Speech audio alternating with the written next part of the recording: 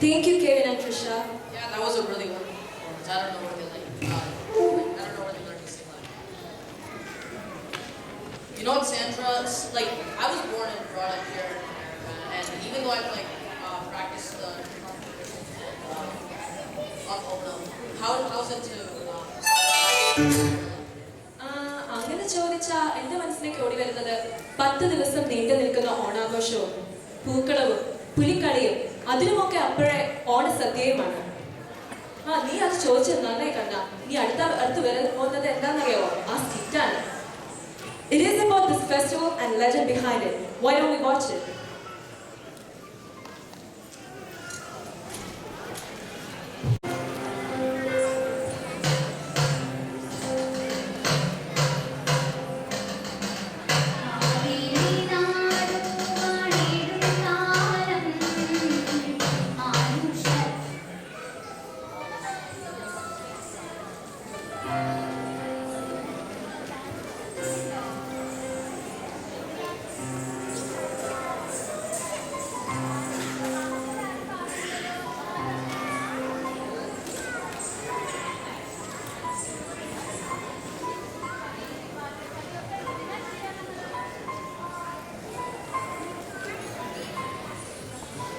ഓണത്തിന് പിന്നാലെ ഒരു വലിയ കഥ ഉണ്ട്. ആ കഥ നിങ്ങൾക്കറിയോ?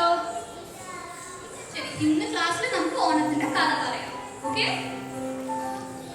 ശരി, പണ്ട് കേരളം ഭരിച്ചിരുന്നത് ഒരു അസുര രാജാവായിരുന്നു. ആ രാജാവിന്റെ പേരായിരുന്നു മഹാബലി. മഹാബലി തമ്പുരാൻ ഒരു നല്ലതും ദാനശീലനുമായ രാജാവായിരുന്നു. അദ്ദേഹം ഭരിച്ചിരുന്ന കാലത്ത് കേരളത്തിൽ സന്തോഷവും ഐശ്വര്യവും മാത്രമേ ഉണ്ടായിരുന്നു. ഇങ്ങനെ ഇരിക്കുമ്പോൾ ഒരു ദിവസം തമ്പുരാൻ ഒരു യാഗം ചെയ്യാൻ തീരുമാനിച്ചു. യാഗം എന്നാൽ ഒരു പൂജയാണ്. ഈ പൂജ നമ്മൾ ചെയ്താല് ഭഗവാന്മാർക്കൊക്കെ സന്തോഷം വരും. ഇപ്പൊ മനസ്സിലായോ? അങ്ങനെ മഹാബലി തമ്പുരാൻ അശ്വമേധ യാഗം ചെയ്യാൻ തീരുമാനിച്ചു. ഈ യാഗം ചെയ്താൽ തമ്പുരാൻ സർവ്വലോകത്തിന്റെ അധിപനാകും. ഇത് കേട്ടപ്പോൾ എല്ലാ ദേവന്മാരും പേടിച്ചു. എന്നിട്ട് മഹാവിഷ്ണുവോട് സഹായം ചോദിച്ചു. യാഗത്തിന്റെ സമയത്ത് മഹാബലി തമ്പുരാനോട് എന്ത് വരം ചോദിച്ചാലും അദ്ദേഹം അത് നൽകും. ഇതറിഞ്ഞിട്ട് മഹാവിഷ്ണു വാമനന്റെ രൂപം എടുത്തിട്ട് യാഗസ്ഥലത്ത് എത്തി. എന്നിട്ട് വാമനൻ മഹാബലി തമ്പുരാനോട് 3 അടി സ്ഥലം ചോദിച്ചു. ഈ 3 അടി സ്ഥലം വാമനൻ തന്റെ സ്വയം കാൽ കൊണ്ട് തന്നെ അളന്നോളാമെന്നും പറഞ്ഞു.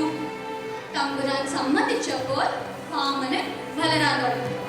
എന്നിട്ട് ആദ്യത്തെ കാൽ കൊണ്ട് ഭൂമിയും രണ്ടാമത്തെ കാൽ കൊണ്ട് സ്വർഗവും അളന്നു. പിന്നെ വാമനൻ തമ്പുരാനോട് ചോദിച്ചു, ഇനി ഞാൻ 3ാമത്തെ സ്ഥലം എവിടെ വെക്കണം?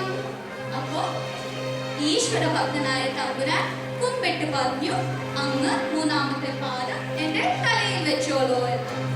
അങ്ങനെ വാമനൻ തമ്പുരാന്റെ തലയിൽ പാദം വെച്ചുകൊണ്ട് പറഞ്ഞു, ഇനി മുതൽ അങ്ങ് സന്തോഷത്തോടെ പാതാളത്തിൽ കഴിഞ്ഞോളൂ.